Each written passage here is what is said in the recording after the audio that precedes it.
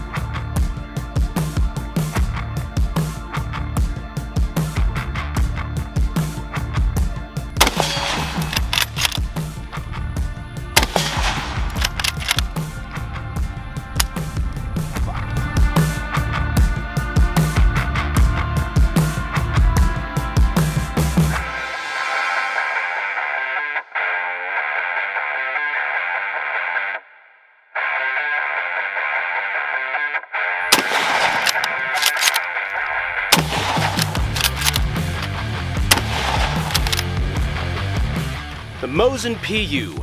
Why is this so fucking cool? And more importantly, Brandon, why are you shooting a Sniper Mosin at like 70 yards? All this and more. Stay tuned.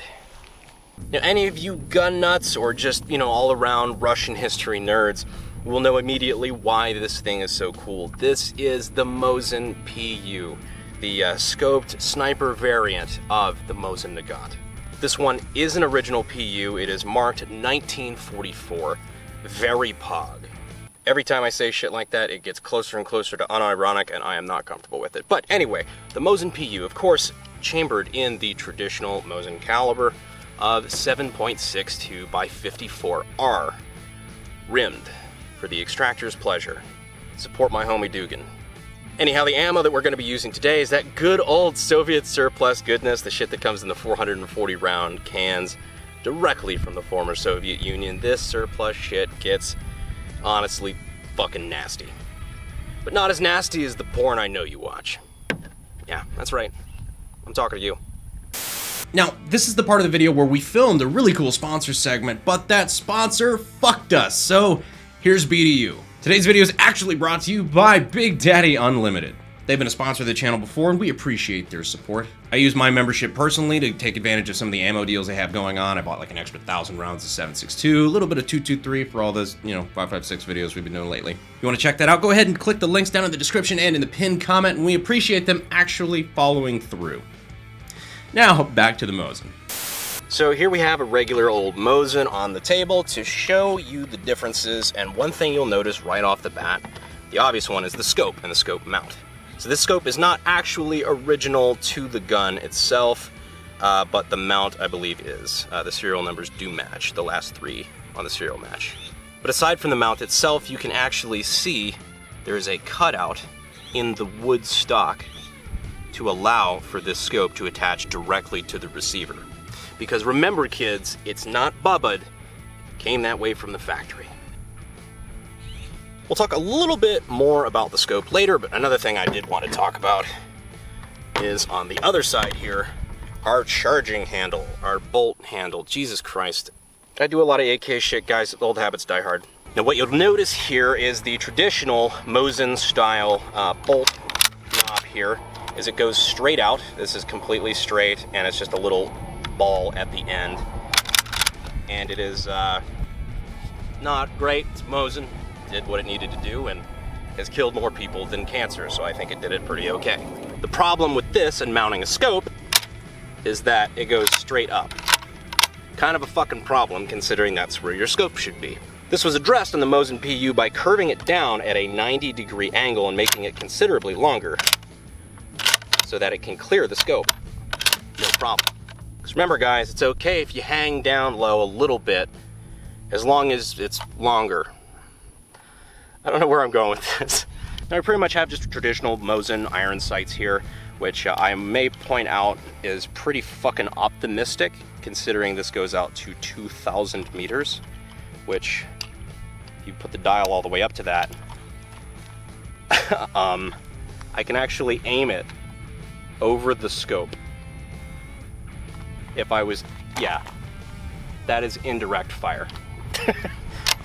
And of course, the one day I choose not to do this talking bit in the shop because it's nice and cloudy, the fucking sun comes out and we're hit with that Texas fucking death ray. It's alright, it only rained last night, so it's only humid as shit right now. Anyway, the scope.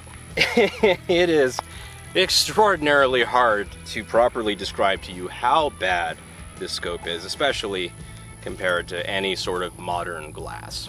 In the 1940s, they would have killed to have this shitty $40 Chinesium scope you ordered off of Wish.com. But despite that glowing review, a lot of talented marksmen of the day killed a lot of people with guns like these, and frankly, that's a miracle. That is 100% a testament to the shooter. So the next time you're watching Enemy at the Gates and you see one of these in action, it's a fantastic movie, by the way, if you haven't seen it, just remember, he's not using an Accurized 6.5 Creedmoor with a Schmidt & Bender or something like that. He's using pretty bare bones tools. These were used quite well as killing implements to defend the homeland, and today we're going to use it to kill a White Claw. The other cool thing about the Mosin PU is that you are able to still use the iron sights under the scope because of the clearance. So if you're, making hits out at 500, 600 yards, and then all of a sudden you have to execute a White Claw, you can clearly do so. 3, 2, 1, do svidaniya!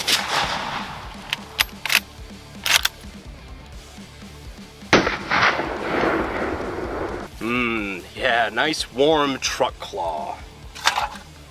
I have another target in mind, though, that I think might really just be necessary. Now, since this is, after all, a moist nugget, we're going to use the nugget to destroy some nuggets.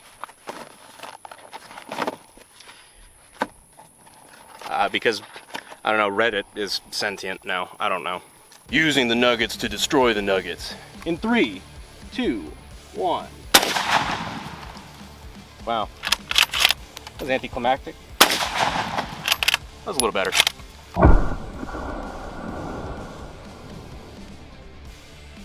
There we go. Oh yeah. That's some nice tossed chicken there. Get a little bit of the honey mussy.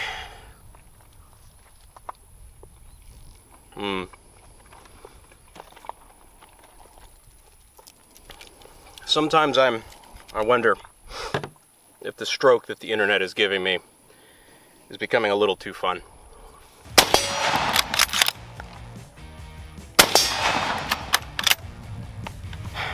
The PU Mosin.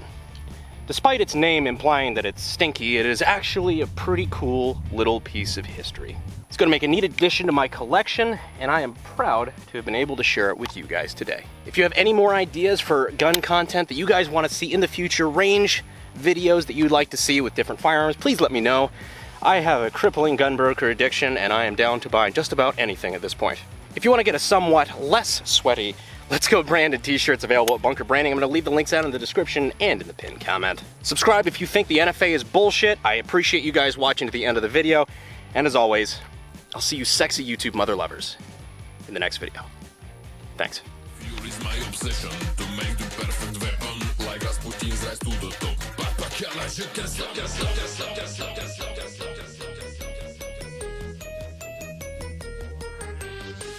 What is up, you sexy YouTube mother lovers? Now, imagine this. The year is 1944, and you're a Russian conscript defending the motherland against a... fuck. So any of you gun guys or real just Russian history nerds will already know why this thing is so cool. This is an all-original Russian Mosin Nagant Sniper fuck. That was just word salad. Line. In the 1940s, they would have killed for the shitty $40 Walmart scope that you have at your local Gander Mountain. They have Walmart scopes at Gander Mountain. Using the nuggets to destroy the nuggets. 3, 2, 1. Fuck. Fuck. That's basically like a Mosin.